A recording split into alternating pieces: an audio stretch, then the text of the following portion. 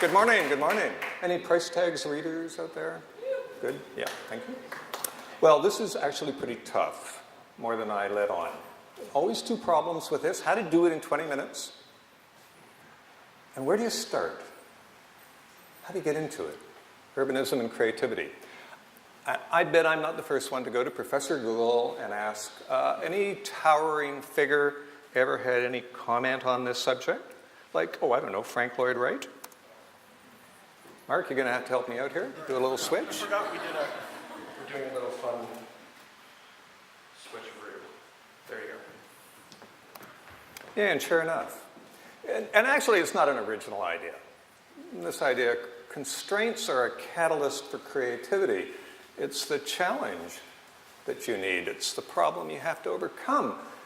It's the idea that builds on others but creates the breakthrough. And it's been said by many people in different ways, and it actually becomes more and more generalized. In fact, to the point of ridiculousness. I mean, the most beautiful part of every picture is the frame? I mean, really?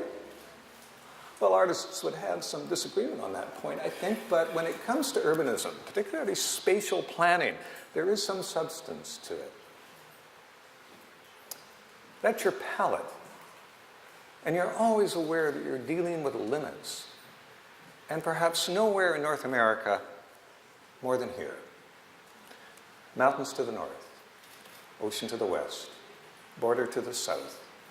And here we are in the upper left-hand corner. We're surrounded by water. And if you go out to that very narrow slice of the pie, a river, and floodplain, and wetlands, and delta lands, and marshes, and bogs, because right through the middle of this palette is something that moves. It's not mountains or water or even a border. It moves. It's dynamic, changes from day to day, and it can change very suddenly. Because it should remind any planner who thinks that basically they're dealing with something static that they can manipulate or plan, that ultimately nature gets to decide, and, as Arthur Clarke said, can be ruthless. We've had that experience. Nothing any of us would remember. In 1948, the great flood of the Fraser, it was a cool spring, a heavy snowfall, and then suddenly, like this month, it got hot. And the Fraser came down and covered about a third of all the land in the Fraser Valley.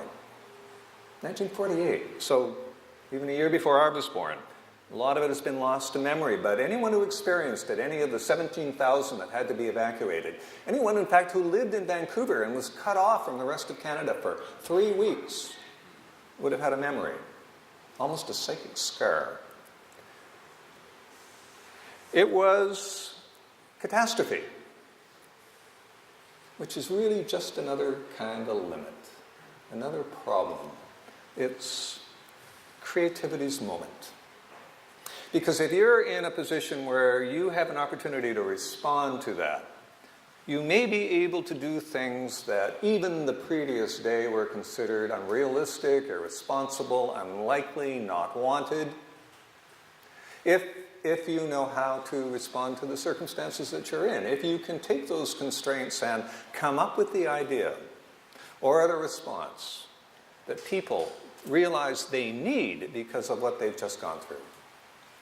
And there was that person, and it's probably no one you've ever heard of, and in fact, I don't even have a picture of him. He's kind of almost been lost to time. And in fact, if it wasn't for a book that Ken Cameron wrote with Mike Harcourt, Sean Roster. We wouldn't even know the story. This guy was a backroom boy. He won elections for the coalition back then. You got to go deep into your BC history. He was the guy in the back room. And in that kind of political climate back then, you scratch mine, I'll definitely scratch yours. What do you want? What do you need? What can you do for me? There was something that he wanted. And after that flood, he got it. And what was that? It was the first regional planning board.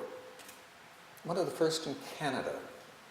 Because this very strange dude, president of the BC Conservative Party, was also the secretary of the Community Planning Association of Canada, BC branch, recently established. And he realized that this was a moment for a little bit of creative politics that you could now bring into play. The opportunity to think about how we should be developing our land and doing it through a bureaucracy. Not a message you would think a conservative would ordinarily have, and certainly nothing that British Columbians at that point wanted to hear, but they were ready. And MacDonald went out and tried to find creative people, and he found one guy in particular. Looks like he just came off an early set of Mad Men, doesn't he? Well, he actually came from the Tennessee Valley Authority. And for any of you who know planning history, check that. But he came up to British Columbia, into the Lower Mainland Regional Planning Board, and was really one of a handful of people out of a small office on Columbia Street in New Westminster who created a vision for this place that informs us today. So take a look at that. That map I doubt any of you have ever seen. Look at it closely. You can see it's just a sketch. It's a pencil drawing. And it's as much an expression of creativity within the constraints of the planning profession as probably any document we've ever had, certainly in the Lower Mainland, maybe British Columbia. It's one of those things that looks a little bloodless, bureaucratic. But if you know what you're looking at, you can see the future. And I mean that literally. Take a close look. All of the different kinds of ways to divide up land, and then a little bit of fine print. That's interesting.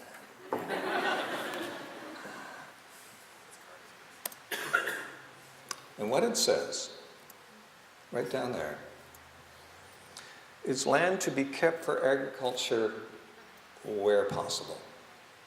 When a bureaucrat puts in where possible, what they mean is, this is out of my realm. This is for the politicians. And look what happened. If you look very closely, you can see pixelations. It's the land where the river flows through.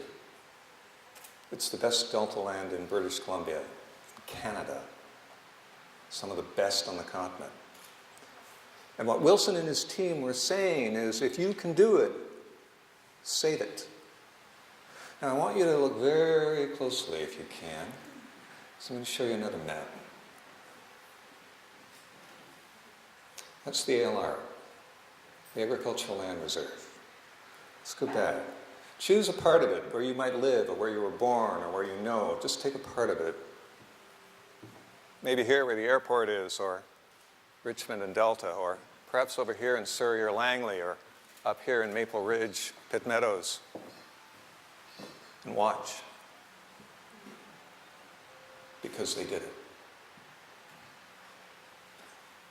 That constraint on what we can build and where we can go, that which is now part of what we are as the people who live in this very precious delta. That was all saved because of that moment, that creative moment that occurred after the flood, for an opportunity to do something that under normal circumstances just wouldn't have been possible. And indeed, the Lower Mainland Regional Planning Board couldn't survive either. It eventually came up against all of the problems when you're dealing with land and money and power and desire. It evolved into something else, but it left behind this vision. This is credited to Jim Wilson.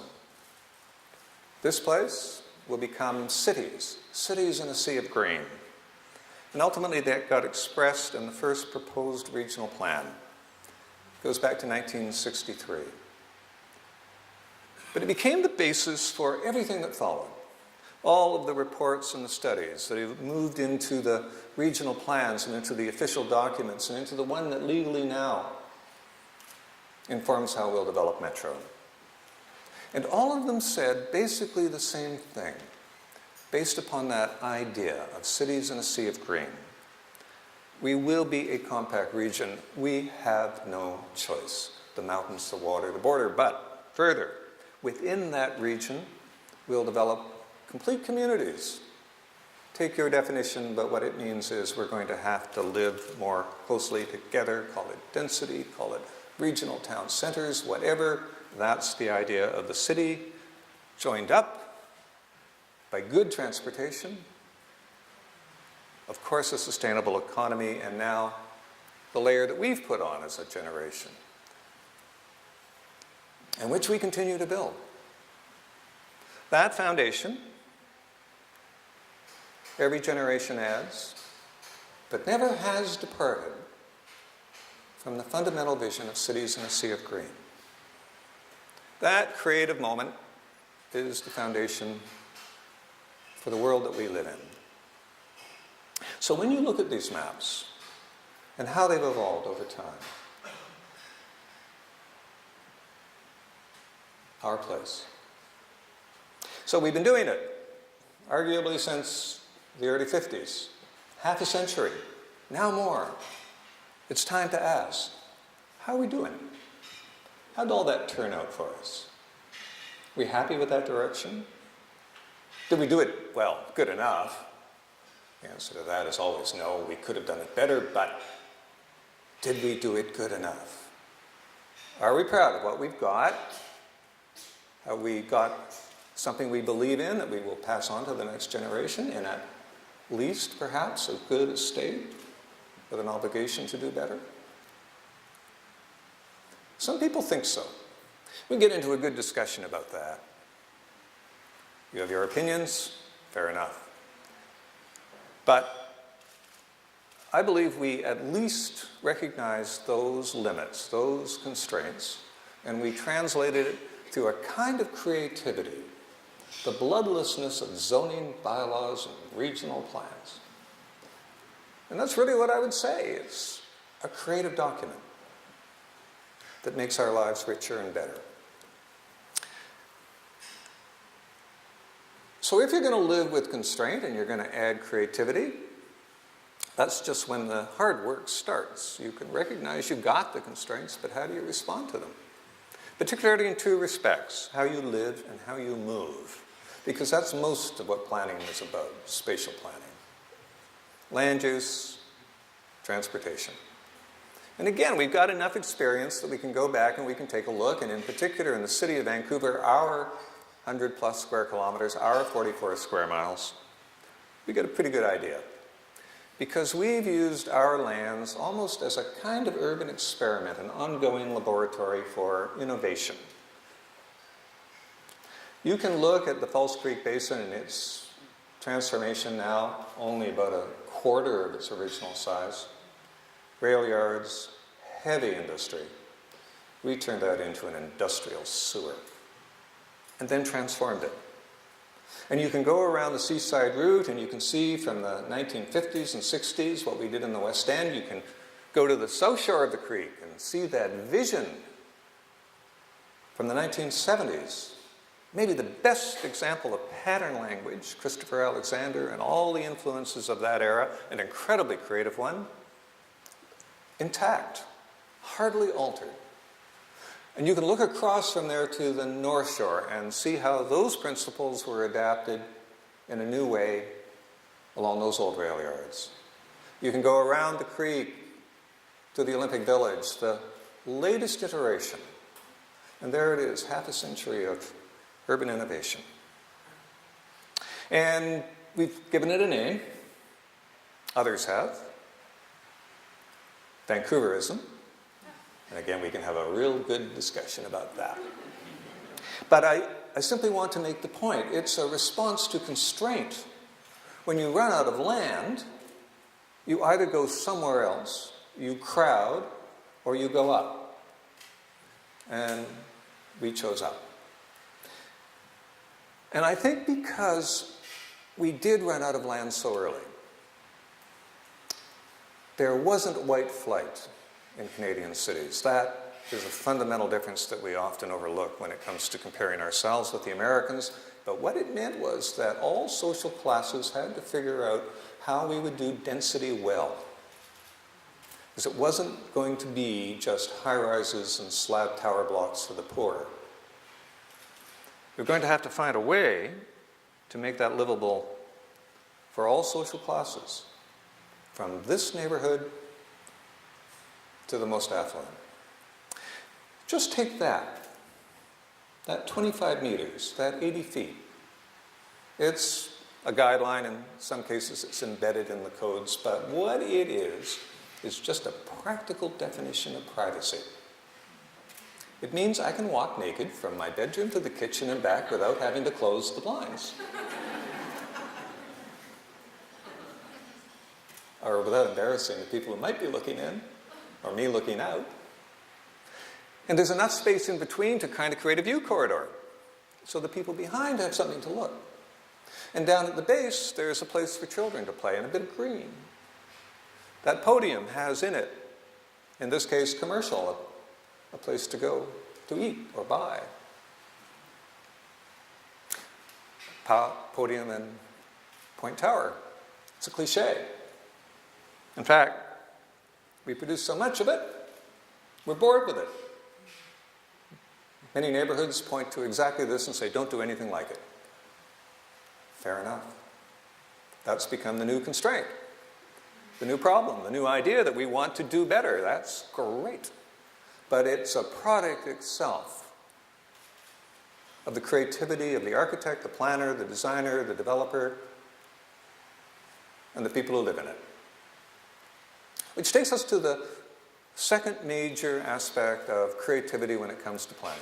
That's how we move. Oh, and my goodness, I'd love to spend the next hour on this. I got 10 minutes. So I'll do quickly the absolutely obligatory mention of the most important thing that never happened. Chinatown Freeway. In fact, any freeway at all. Oh, and there were going to be a lot. The challenge was, like every city in North America, almost without exception, you bring in the freeways from every direction you can, in our case, Highway 99, the Trans-Canada, and you push it into the center, and then you do a girdle, a noose, often with elevated freeways. Seattle, San Francisco. Everything here, all the way almost to Stanley Park, would have been like the Alaskan Viaduct in Seattle, or the Embarcadero, or basically an elevated freeway, and that would have only been a small part of it. So this, in fact, is the response to what we didn't do, because that was only half of it. It's not enough to say what you don't want. That's the easy part, in a way. That you can fight and stop. Unfortunately, we had the time to do it in. But then what? And from that time, one of the most creative moments, I think, in civic history, the 70s, we got a policy that we finally put into words and, importantly, the instructions to our staff, the 5 most important words that inform transportation policy in the city of Vancouver: no increase in road capacity. That is an incredibly radical statement. It wouldn't have any purchase in most municipalities in this region, and it would be unthinkable in almost every city in North America, that you will say to engineering, don't even think about widening a road, and not giving them any money. to do that. Now look at the rest of it. Accommodate, support, maintain, provide. Those are all positives.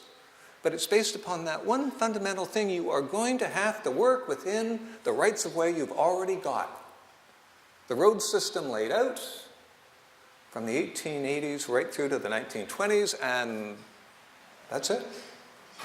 Maybe a handful of other places where new development goes in, but a tiny fraction of what now your palette will be, the constraints that you must respond creatively to. And because of that, I believe that the engineering community in this city, the staff at City Hall, the region, TransLink, the consultants, the development community, the people who live in this city, accept all of that and have been innovating ever since. Examples. This, going to get a little technical on you, is one of the most extraordinary things that's happened in that time. So extraordinary that people actually don't believe it. So let me show you what it is. If you're in the engineering business and you want to keep track of what's happening, you do traffic counts. And the way you do it is you draw lines called screen lines. One might be down Boundary Road. This one happens to be right around the downtown peninsula, so that you can count everything that happens on that screen line by a few bridges and some arterial roads, like Hastings Street. And you do it for a day. You count everything that goes back and forth: the cars, the trucks, the buses, the people, the bikes and the pedestrians if you want, but typically in the past, it's just been the vehicles. And so because every PowerPoint presentation has to have one impenetrable slide, here it is. And what it shows you up to the 1970s is the results of that screen line count. And here, for example, is the inbound traffic in 1960, the morning rush, and you can see it right there. No cars in the early morning, and then a sudden peak, and then it drops off in the afternoon and then declines again in the evening. And you go back and you do it about every 10, in this case 16 years, so here it is in 1976. Now, in that time, after that, above that chart, the population on the downtown peninsula doubles. 40 to 80,000, now up to 100. And so do the jobs. It's a myth. The jobs have vacated downtown Vancouver. Tourism's increased. So what do you think it's going to look like if we add the data from 2010? Imagine where you think it will be, because here it is. Which tells us that the traffic coming in and out of downtown Vancouver today is about where it was in 1965. So after adding all of those towers and all that density, and yes, all the cars that we've bought in that time, this is what's happened. And it has to be repeated again and again and again because it's so counterintuitive that not only do not people really believe it, they don't even talk about it. And yet, it's the basis for everything that we've been able to do so successfully subsequently, like these things. We've revalued parking. You aren't going to find any surface parking lots in downtown Vancouver within a matter now of a decade. They're practically all gone. And in fact, now we're demolishing parking structures. 5 of them are coming down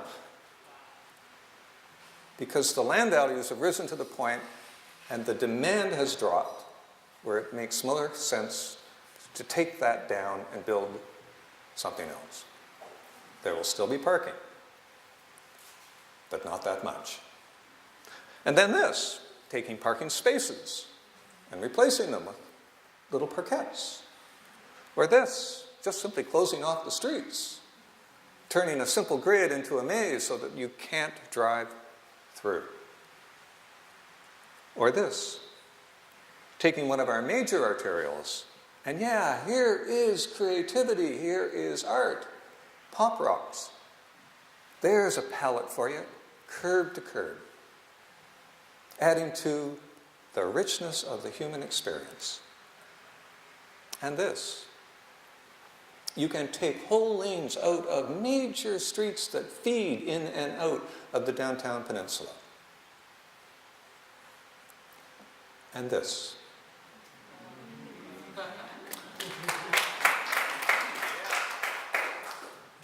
3 nights, a whole Saturday, and almost every critic believed that by taking traffic off Point Grey Road and putting it on McDonald and Forth, what would happen? Congestion. And even though the data was there to indicate that traffic has been dropping for 15 years, they could not believe that. Not only has it been dropping into downtown Vancouver, but into the city as a whole. And it's happening not just in Vancouver, but in other cities. It may be a worldwide phenomenon, it may be generational, it may be economic, it may be technological, but whatever it is, we can now take that palette and do creative things. And we are. We can even take down the last remnant of a different vision of a different time and be pretty confident that not only will it not cause congestion, it may actually improve the accessibility. It may be better for business and goods movement. It will certainly be better for the neighborhoods, this one included, and our quality of life generally, and it will add value. If your bottom line is the bottom line and all you care about is the return on investment, this is a pretty good one. And so you would think by now, after half a century of accepting those limits, of responding creatively with it, there would be this broad consensus, certainly an understanding, that the walking city, and you can see it happening even in places like New York. Who would ever have imagined you could close off Broadway to Times Square? We're just arguably at the beginning stages of it. And now extending that out into not only the streetcar neighborhoods, the fundamental fabric of the city, but along the SkyTrain lines and into the frequent transit network, and again back to all that wonderful bureaucratic stuff that really is the raw material of the creative urban experience. Surely our success would be sufficient. So in a way, this is tragic because we're doubling down. We're actually extending the car-dependent world of the mid-20th century out into the fastest growing parts of our region, and it looks like we're going to give those people no other choice. We are still building some of the greatest car-dependent infrastructure on this planet, the world's widest bridge. So this is the frame that we're creating for the next half century. Because once you've built it, just as the decision not to build it shaped the Vancouver that we live in, this will shape, well, what? The floodplain, the farmlands, the open spaces. It looks as though we've forgotten this, simply don't care, or believe we're stronger and more resilient than nature. So at this point, give me another half hour, talk a lot about what's going on there. But this image of all of the ones that I saw from the Calgary flood was the one that I thought was the most meaningful. And why? Well, look at the building on the left. Who's in there? I don't know. But I have a hunch it could be, well, someone related to the oil and gas industry. These are their offices, and it's their basement that's full of the equipment that keeps that building functioning, and it may well have the computer servers. It's their 3-week experience of being cut off. It's their world now that has changed suddenly in a way that, well, maybe they might have expected, but they didn't. And they now have gone through the experience that the people who work and live here have gone through it. And this may be the most powerful one of all, because this is Wall Street. This is just around the corner from the New York Stock Exchange. And when Sandy came in and flooded them, then it was personal, and it changed their frame. They have their creative moment if they pursue it.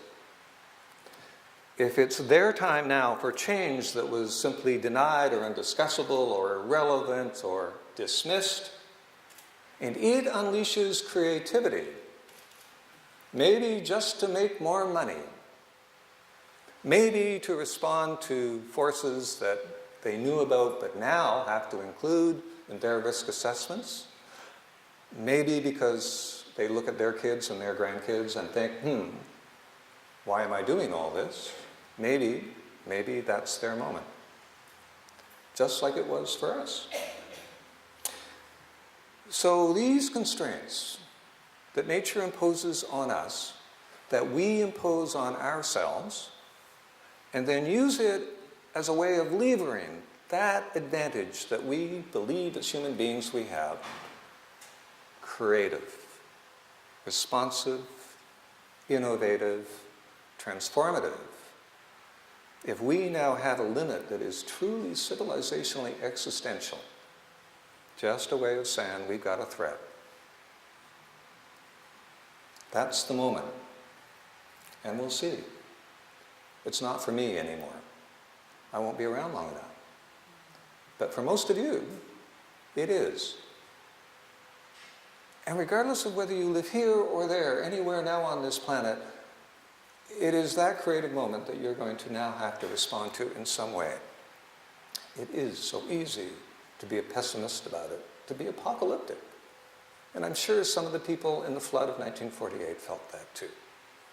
But we responded,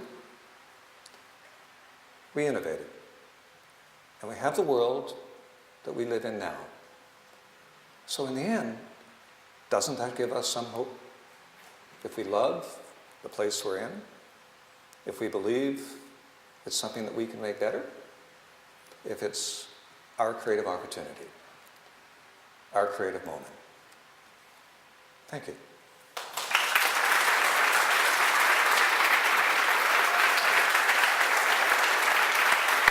How did I do?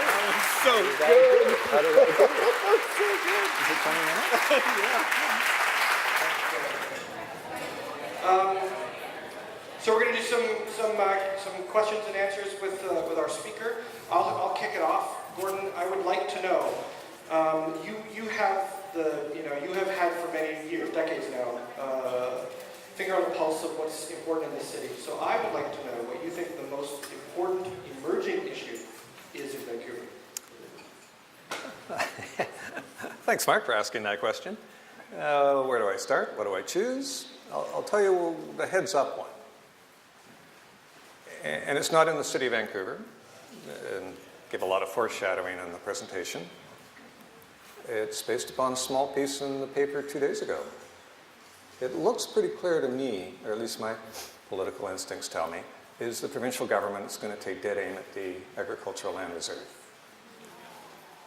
It's coming up under the standard technique. It's called priority review. You have to save money. Yes, legit.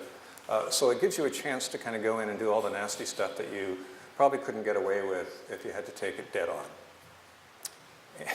We did it too. So the Minister, Bennett, was very clear. They are going to look at what was previously untouchable, and the way he phrased it was really significant. We're going to take a look at the Agricultural Land Commission and the Agricultural Land Reserve. So if you're going to talk about the commission and make it more efficient, well, you got probably a case to make. But when you say the Agricultural Land Reserve, that to me was a balloon going up that everyone should be aware of. We are talking about the soul of our region. You can certainly make a case for the ALR on agriculture and floodplain. But it's the constraint. It's what's disciplined us. It's, now I'm repeating, it's what's unleashed all this innovation that's made us what we are. And if we are going to abandon that so that we can develop intermodal yards and warehousing, and as the Tsawwassen First Nations is doing, metro town-style strip malls, well, goodbye to all that, as far as a definition and a sense of who we are. So in my mind, this is a generational issue. This is one that will actually tell me whether the spirit that comes from people like Jim Wilson and many others I could name is still here. Because when you combine that with the other really critical issue, the vote, the referendum that's been now forced on the region, we will also know whether we're prepared to pursue that belief in cities in a sea of green joined up by rapid transit. You'll all have good reasons to vote no. It'll be a chance to send a message or say we're taxed out, and once a vote is taken, that will basically be it for at least, I would say, 10 years, maybe a generation. No more transit for the Lower Mainland. The province isn't going to have a vote on whether there's a Massey Tunnel or whether there'll be new roads or bridges or tunnels. That is a given. That's for goods movement, that's for jobs, that's for economic growth, that's to join up Deltaport and the industrial lands and the Fraser-Surrey docks and the opportunity to become one of the major carbon transfer points on this planet. It's all tied together. So are you prepared to take that on? It will define you. And we'll see. Your turn.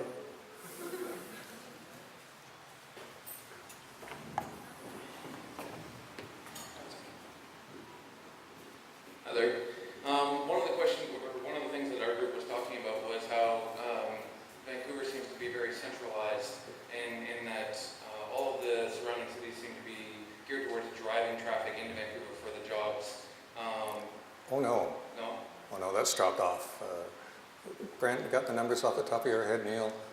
What percent is, it's under 50%, I think 40-something% driving in.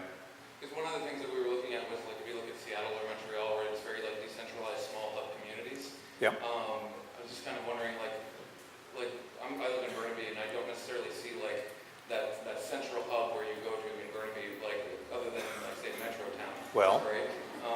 And I wouldn't consider that, like, a city hub necessarily, right? So, for me, I come into Vancouver to do whatever I'm going to do. I can go to work, to do all these things. Do you think there's, like, any plan for the outlying cities to actually, like, start building up their own kind of community? Absolutely, they are. Now, Metrotown's rough and brash and new, but it's based upon a vision that Burnaby's had since the 1970s. Burnaby's done a far better job than Vancouver at establishing what it wants as part of that regional vision. 4 town centers, Metrotown, of course, Edmonds, Lougheed, and Brentwood. And all you've had to do is see the change that's occurred even in your lifetime. Or elsewhere in the region, there's more people who go out to Richmond to work than come into Vancouver. And the Canada line, again, it speaks for itself, doesn't it? Remarkably successful from day one. The Olympics helped as well. Vancouver will take on specialized functions. Many of you are perhaps in high tech or the creative industries, service jobs, jobs that didn't exist 10 years ago, jobs that really are appropriate for a center like this, and other jobs don't exist. All of the False Creek industry. Much of what we were that your parents perhaps would have recognized, that's all changed. So that's part of the dynamic, but it still fits into this overall vision. The idea of, again, compact centers in a compact region joined up by transit. The, I think, good news is that when we do it, it works pretty well. The issue, as I say, is whether we will continue to do so. But I think if you look at the data, you will see that we're way past the point where we're a center-dominant place. And 2 words, Surrey Center. Transformation is extraordinary, and it's only at its early stages. Hi, this is my first creative morning. Ah, I'm very excited welcome. to be here. I'm glad you mentioned Tawasan Nation. So I'm not an urban planner. I'm not a tech person. I came with a different lens. And for me, when I saw your presentation, the first reaction was around colonial history and Indigenous land. Yes. And, you know, that's a reality of our urbanism, quote unquote, and what is happening in terms of planning when it comes to Indigenous people. And Chinatown, there's a reason why Chinatown is here, Oh, yes. right? There's a whole racist past. Oh, absolutely. And so now, you know, I think we need to consider demographically, we're a very diverse Vancouver, Metro Vancouver, and what does that look like in terms of planning? And so I think there's a lot of layers in that. So first, Indigenous lands, and Yes. what are the connections in terms of planning around that? Yeah, well, you're absolutely right about we're no visible majority. Right? We're all now. And no question about that deeply racist past. And this extraordinary opportunity that First Nations has as the treaty negotiations are completed and lands now become available. There will be an astonishing development at the south end of the Burrard Bridge. It will be hugely controversial, of course, but they have an opportunity to do things that the city now, when confronted by, well, Grandview Woodland's a good example, a single proposal for a tower, or the West End, is now just being taken off the agenda. They, because they are not going to be constrained by that, have an opportunity to do it better. And that was what was so deeply discouraging about Tsawwassen Mills. Not that they need jobs, or that they have the rights, or given how we've done it in the past, we have a right to criticize. But, in my opinion, I'll be harsh about this. As an Aboriginal person, you may say that you are stewards of the land, and you have a respect for it, and you believe that obligation goes back generations. You may say that, but you can't do Tsawwassen Mills and do both.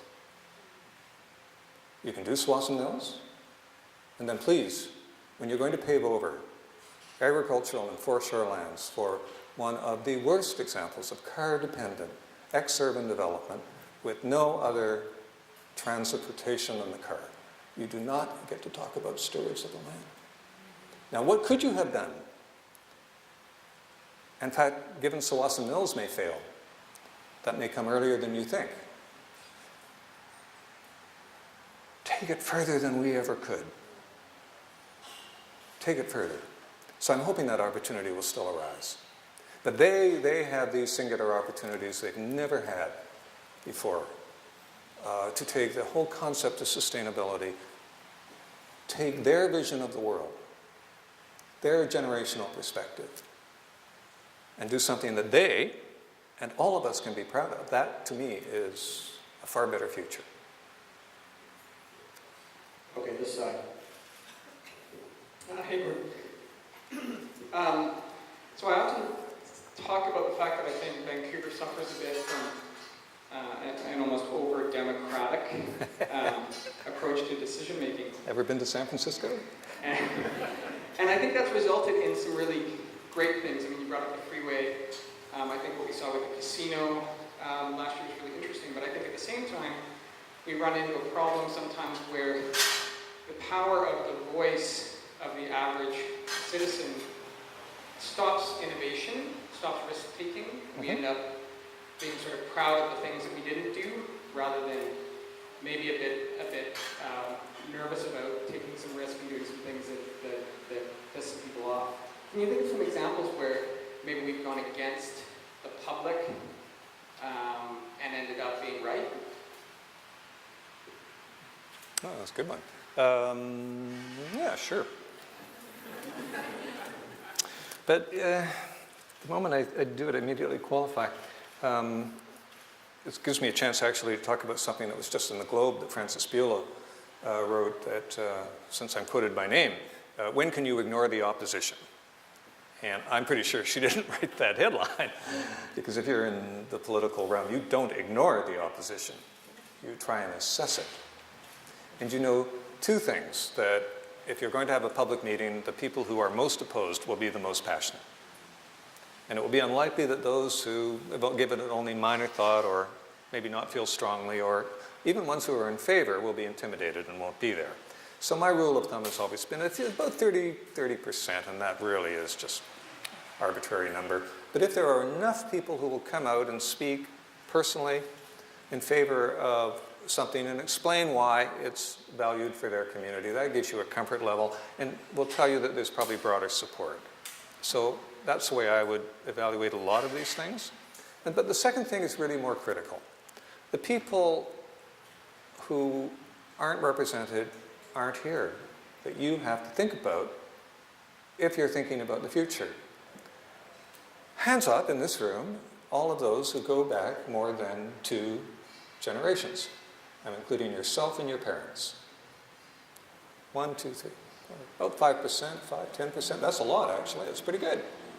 But the point's easily made. If the people, for instance, who rezoned my neighborhood, the West End, in 1956, for all of those awful towers, the nadir of architecture design in the mid-20th century, it's pretty bad stuff architecturally.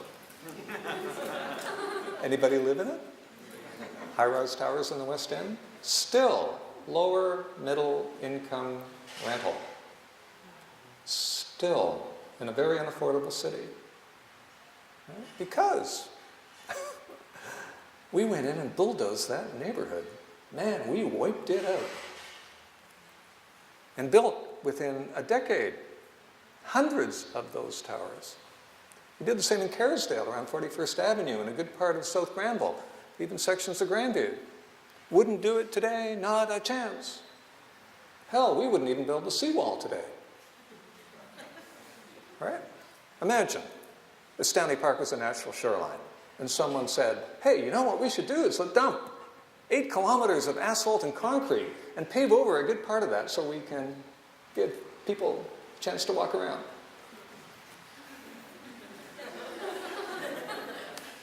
So, what am I saying? An idea that's rooted in policy, thinks about the future, the pressures of change, assessed against both those who oppose, but is there sufficient support? Have you made the case? Is there a belief that the city will be better?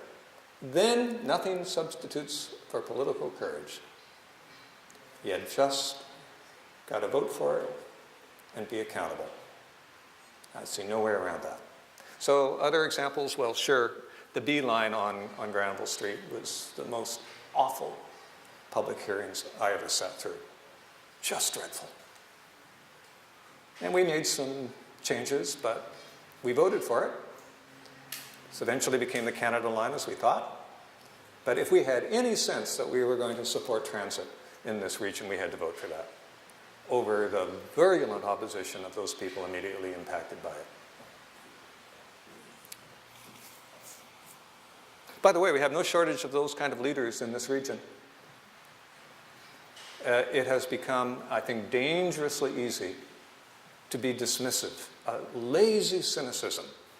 They're all the same. They only care about themselves. They don't listen. Right? They've already been controlled by the developers. Whatever. You name it. Why should I vote? They're all the same.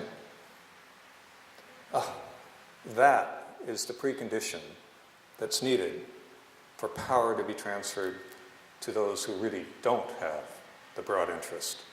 So at least, whether you agree with them or not, for someone at the municipal and largely, I would say, in the Canadian political system, acknowledge that there is still, I think, some legitimacy and value to our political class, he says, out of deep self-interest.